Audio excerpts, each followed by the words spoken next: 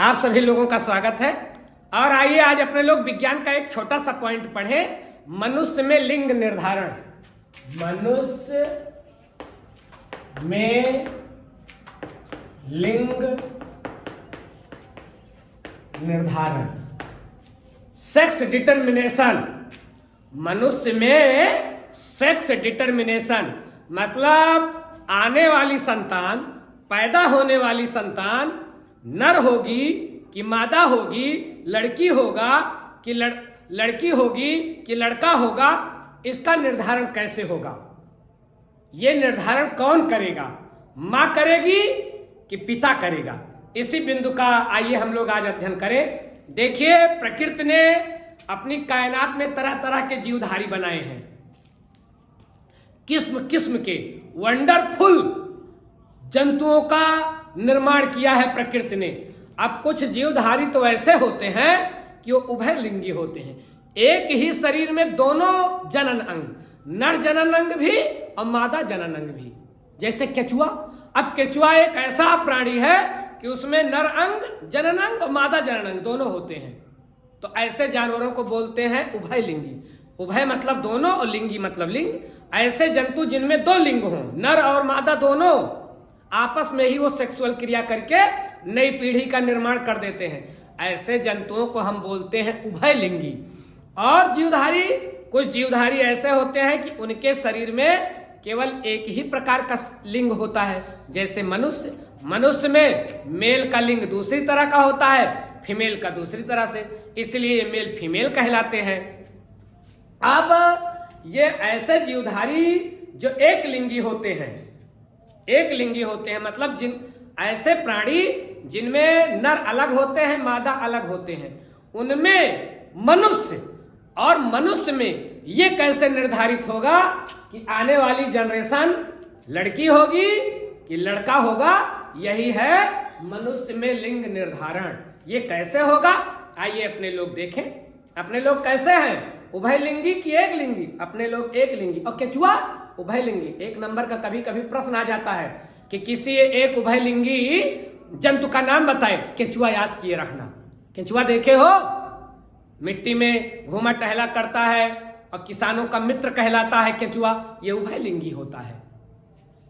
आइए देखें मनुष्य में लिंग निर्धारण कैसे। थोड़ा सा पहले अपने लोग देख ले कि हम लोगों का शरीर किससे बना है। दुनिया के जितने जीवधारी हैं सबका शरीर किससे बना है? कोशिका। किससे बना है? कोशिका। अब देखिए, ये जो कोशिका होती है, कोशिका के बीच में केंद्रक होता है। ये आप लोगों ने पीछे की कक्षा में पढ़ा है। और केंद्रक में धागे जैसी ऐसी संरचना होती है, इसको हम बोलते हैं भैया गुणसूत्र। क्या बोलते हैं? गुणसूत्र। इंग्लिश मीडियम वाले क्रोमोसोम। तो ये जो कोशिका, कोशिका के अंदर केंद्रक, केंद्रक के अंदर गुणसूत्र, और गुणसूत्र बनता किससे है? डीएनए से।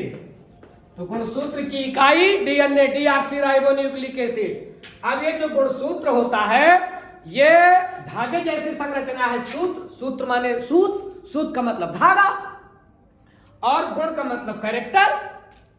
तो कोशिका में पाए जाने वाले, कोशिका में पाए जाने वाले धागे जैसी संरचना जो हमारे गुणों का निर्धारण करते हैं, उनको गुणसूत्र कहते हैं। इसलिए इसका नाम रखा गया है गुणसूत्र। ऐसे धागे जो गुण का निर्धारण करें, कहां पाए जाएंगे? कोशिका के केंद्रक में। हर जीवधारी में भैया गुणसूत्रों की संख्या अलग अलग होती है। हर जीवधारी में गुणसूत्रों की संख्या अलग अलग होती है। अब जैसे हम लोग हैं, तो हम लोग में मतलब मनुष्य में गुणसूत्र की संख्या होती है 46। ये जो धागे जैसी संरचना दिख रही है, इसकी संख्या कितनी होगी? 46। लेकिन चूंकि गुणसूत्र कभी एक इकहरे उसमें नहीं पाए जाते, ये दोहरे बंडल में पाए जाते हैं। देख रहे हैं ना, दोहरे बंडल में है सब। तो ये 46 चाहे आप कह लो और चाहे कह लो 23 जोड़े। तो मनुष्य में बताइए गुणसूत्रों की संख्या 46। अगर आपसे पूछे कि मनुष्य में कितने जोड़े गुणसूत्र पाए जाते हैं, तो 23। मनुष्य में गुणसूत्र कितने पाए जाते हैं? 46। तो ये जो धागे जैसी संरचना है, जो कोशिका के केंद्रक में पाई जाती है, जो डीएनए से बनी होती है, इसकी संख्या कितनी होती है? 46। अब ये गुण सूत्र है, ये हमारे गुणों का निर्धारण करेगा। अब आइए आगे, इतना आप समझ गए ना। गुण सूत्र कहां पाया जाएगा? केंद्रक में। किसमें पाया जाएगा? जोड़े में। क्या करता है? गुणों का निर्धारण करता है। अब आइए अपने लोग देखें कि ये जो अपने लोगों की कोशिका है, मतलब मानव में जो कोशिकाएं होती हैं भैया, ये दो प्रकार की होती हैं। एक तो होती है कायिक और दूसरी होती है जनन। कायिक कोशिका, जनन कोशिका। कायिक कोशिका को इंग्लिश मीडियम वाले क्या बोलोगे? Vegetative cell. कायिक कोशिका वेजिटेटिव सेल और जनन कोशिका रिप्रोडक्टिव सेल।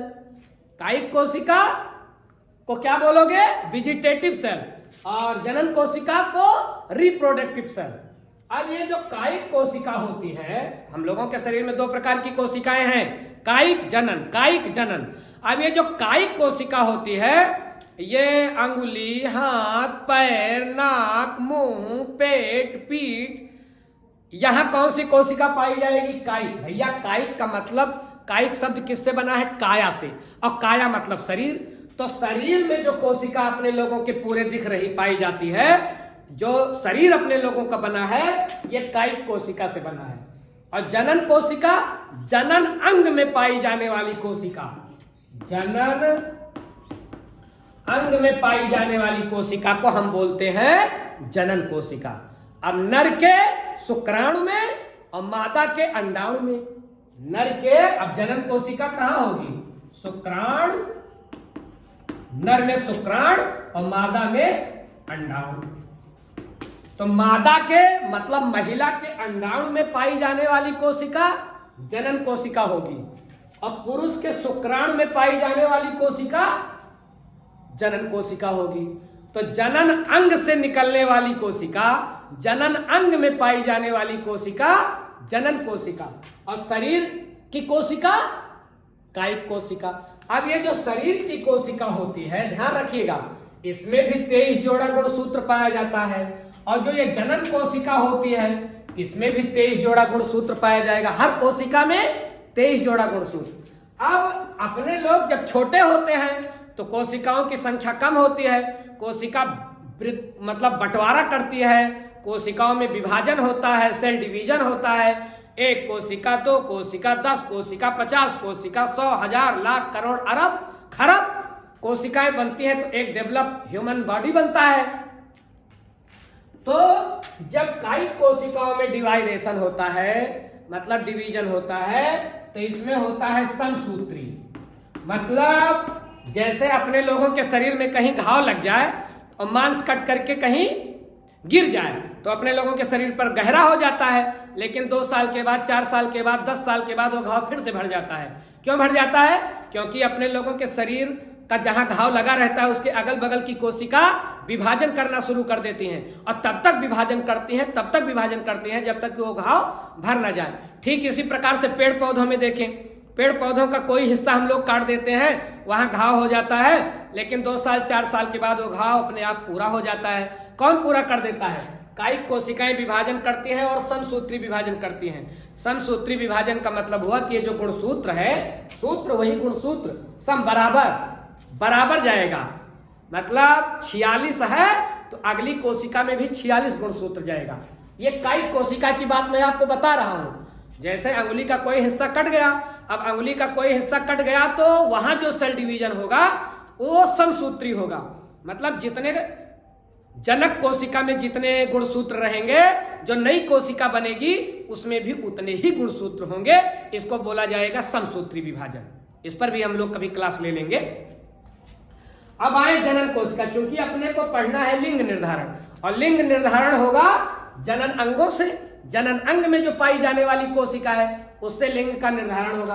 अब इसमें भी कितने जोड़े गुणसूत्र पाए जाएंगे? 23 जोड़े। इतनी बात कंफर्म हो गई। आइए अब देखें कि ये जो 23 जोड़ा गुणसूत्र होता है, मतलब 46 जो गुणसूत्र होता है, इसमें ये गुणसूत्र जो जनन कोशिका में पाए जाते हैं, जनन कोशिका। अब जनन कोशिका में तो आपको कोई संदेह है नहीं, जनन अंग में पाई जाने वाली कोशिका जनन कोशिका कहलाएगी। तो ये जो 46 गुणसूत्र पाए जा रहे हैं जनन कोशिका में, इसमें से 44 गुणसूत्र तो कहलाते हैं ऑटोसोम। क्या कहलाएंगे? ऑटोसोम। और मतलब ये शरीर निर्माण के जिम्मेदार हैं, शरीर निर्माण करते हैं। अब मतलब 22 जोड़ा, 44 मतलब 22 जोड़े, और जो इसका 23वां जोड़ा होगा, 23वां जोड़ा, भैया टोटली कितने गुणसूत्र पाए जाते हैं? 46। तो 22 जोड़े जो जनन कोशिका में गुणसूत्र पाया जाएगा, तो उसमें से जो 44 गुणसूत्र होंगे, ये तय करेंगे कि होने वाली संतान का शरीर, ये शरीर के गुणों के जिम्मेदार होंगे, ये शरीर का निर्माण करेंगे। और जो 23वां जोड़ा होगा, यही लिंग का निर्माण करेगा। तो 22 जोड़े तो कहलाएंगे ऑटोसोम, इसको बोलते हैं अलिंग गुणसूत्र। ध्यान रखिएगा हिंदी मीडियम वाले, अलिंग गुणसूत्र ये लिंग का निर्माण नहीं करते, ये शरीर का निर्माण करते हैं। मतलब नर का शुक्राणु और मादा का अंडाणु, पिता का शुक्राणु और माता का अंडाणु, ये दोनों जब मिलेंगे तो 23 जोड़ा होता है। लेकिन ये भी ध्यान रखिएगा कि जनन कोशिका में होता है अर्धसूत्री विभाजन, ये भी ध्यान रखिएगा, अर्धसूत्री। नहीं तो पिता से मिलेगा 46 और माता से मिलेगा 46, तब तो संतान में हो जाएगा 92। तो होना रहेगा संतान को मनुष्य, लेकिन हो सकता है हो जाए दानव, क्योंकि हो जाएगा 92 गुणसूत्र, जबकि मनुष्य में होता है कितना गुणसूत्र? 46, और पहुंच गया 92। 46 मिल जाएगा मम्मी से और 46 मिल जाएगा पापा से, तो ये हो गया 92। नहीं, ऐसा नहीं होगा। आने वाली संतान में भी गुणसूत्र की संख्या 46 ही रहेगी, क्योंकि मनुष्य में गुणसूत्रों की संख्या 46 ही होती है। तो 46 कैसे रहेगी संतान में? तो 23 पहुंचे मम्मी से और 23 पहुंचे पापा से, तो 23 फिर 46 हो जाएगा संतान में। तो बताइए जनन कोशिका में जो विभाजन होगा वो कैसा होगा? अर्धसूत्री। अर्ध माने आधा और सूत्री माने सूत्र, वही गुणसूत्र। तो आधा गुणसूत्र बटेगा जनन कोशिका में और बराबर गुणसूत्र अभी मैंने आपको बताया कायिक कोशिका में बटेगा। तो ये देखें 23वां जो जोड़ा होता है, इसको हम बोलते हैं लिंग गुणसूत्र या आलोसोम्स। आलोसोम, ये एलोसोम या लिंग गुणसूत्र होता है। देखिए लिंग गुणसूत्र, ऑटोसोम, अलिंग गुणसूत्र। अब ये पापा और मम्मी का, मतलब मेल का और फीमेल का जो 22 गुणसूत्र होता है, 22 जोड़ा जो गुणसूत्र होता है या 22 गुणसूत्र जो होता है, वो शरीर होने वाले बच्चे के शरीर का निर्धारण करेगा। और जो 23वां जोड़ा होता है, ये थोड़ा हट करके होता है। यही इस बात का निर्धारण करता है कि होने वाली संतान लड़का होगा कि लड़की। ये लिंग का निर्धारण है। आलोसोम गुणसूत्र कितने किस्म के हो गए? 2, ऑटोसोम अलिंग गुणसूत्र और आलोसोम लिंग गुणसूत्र। तो जो लिंग का निर्धारण करेगा लिंग गुणसूत्र, और जो शरीर का निर्धारण करेगा वो अलिंग गुणसूत्र। तो देखिए भैया, ये जो मनुष्य होता है, इसमें जो नर और मादा होते हैं, इनके शारीरिक बनावट में कोई खास अंतर नहीं होता। लड़का और लड़की 2-4 महीने तक अगर उनके लिंग की पहचान ना हो तो दिखने में कोई ये नहीं बता सकता कि ये लड़का है कि लड़की है। वैसे आजकल तो बड़े होने पर भी ज्यादा पता नहीं चलता कि ये लड़का है कि लड़की है, क्योंकि लड़कियां बाल बड़े बड़े रखती हैं तो लड़के अब उससे भी बड़ा बड़ा बाल रखते हैं। लड़के पैंट शर्ट पहनते हैं, लड़कियां उनसे भी अच्छा पैंट शर्ट पहन रही हैं। तो आज तो और रही आवाज की बात, तो आवाज किसी किसी की लड़की की बिल्कुल लड़कों से भी कड़क होती है, और किसी किसी कोई कोई लड़के ऐसे बोलते हैं कि वो लता मंगेशकर से भी ज्यादा मधुर बोलते हैं। तो ये तो हार्मोनल इफेक्ट के कारण होता है आवाज की। आवाज पुरुषों की थोड़ा भारी होती है, महिलाओं की थोड़ा पतली होती है। शारीरिक गठन लगभग एक जैसा होता है। क्यों शारीरिक गठन एक जैसा होता है?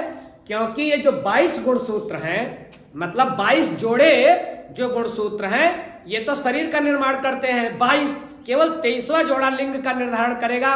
वही 23वां जोड़ा बताएगा कि होने वाली संतान नर होगी कि मादा होगी।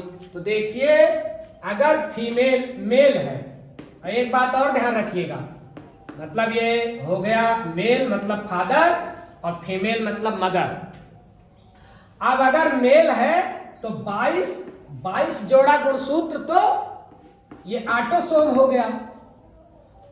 अब 23वां जोड़ा जो गुणसूत्र होता है ये एलोसोम हुआ। यही लिंग का निर्धारण करेगा। तो मेल में इसको हम डिनोट करते हैं XY से। XY के चक्कर में मत पड़िएगा, केवल नाम रखा गया है। 22 जोड़े तो एक जैसे होते हैं, लेकिन 23वां जोड़ा अलग अलग होता है। XY इसलिए दिखाया जा रहा है कि यह समान नहीं होता है, इसलिए XY दिखाया जा रहा है। किसमें? मेल में। अब आए फीमेल में। फीमेल में 22 जोड़ा और प्लस 23वां जोड़ा एक ही किस्म का होता है। XX दिखाया जा रहा है, मतलब यह समान होता है। तो महिलाओं में जो 23वां जोड़ा गुणसूत्र होता है वो XX किस्म का होता है, सम होता है। और पुरुष में जो 23वां जोड़ा गुणसूत्र होता है XY होता है, मतलब विषम होता है। इसीलिए आप लोग ध्यान दें कि जो स्त्रियां होती हैं थोड़ा सम स्वभाव की होती हैं, ये थोड़ा गंभीर स्वभाव की होती हैं, क्योंकि इनके जीन का मैटर है, इनके गुणसूत्र का मैटर है। इनका गुणसूत्र सम किस्म का होता है, ये विषम किस्म की नहीं होती। और पुरुष थोड़ा विषम किस्म का होता है, क्योंकि इनके पास गुणसूत्र कैसा है? विषम। लोग कह नहीं देते कि मैं तुम्हारा DNA जानता हूं, हम तुम्हारा जीन जानते हैं। तो जीन, गुणसूत्र और DNA यही है भैया, ये अंदर का मामला है। तो महिलाओं में XX किस्म का, पुरुष में XY किस्म का। अब ये 22 जोड़ा तो हम हटा दे रहे हैं। क्यों 22 जोड़ा हटा दे रहे हैं? क्योंकि ये शरीर का निर्माण करेंगे। 22 गुणसूत्र तो एकदम समान होंगे, इसलिए लगभग पुरुष का और महिला का जो शारीरिक गठन होता है लगभग एक जैसा होता है, लेकिन थोड़ा सा अंतर 23वें गुणसूत्र से हो जाता है। यही लिंग का निर्धारण करता है। तो 23वां जोड़ा देखें। अब संभावना क्या बनेगी?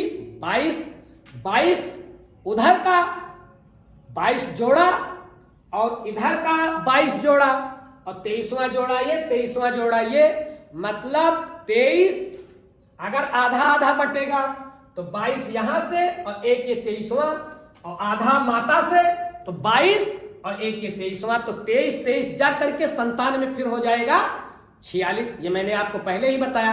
अगर 46 गए तो 92, तब तो अर्थ का अनर्थ हो जाएगा, पता नहीं क्या पैदा हो जाएगा।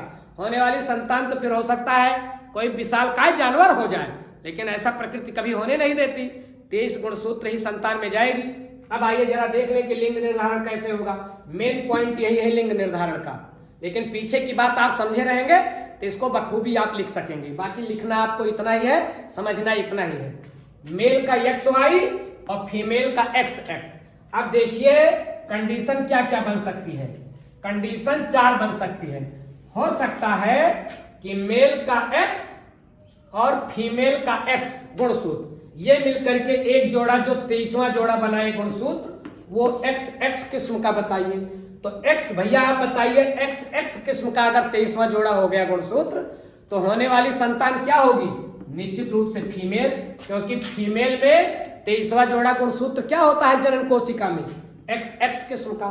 तो होने वाली संतान फीमेल मतलब लड़की हो गई।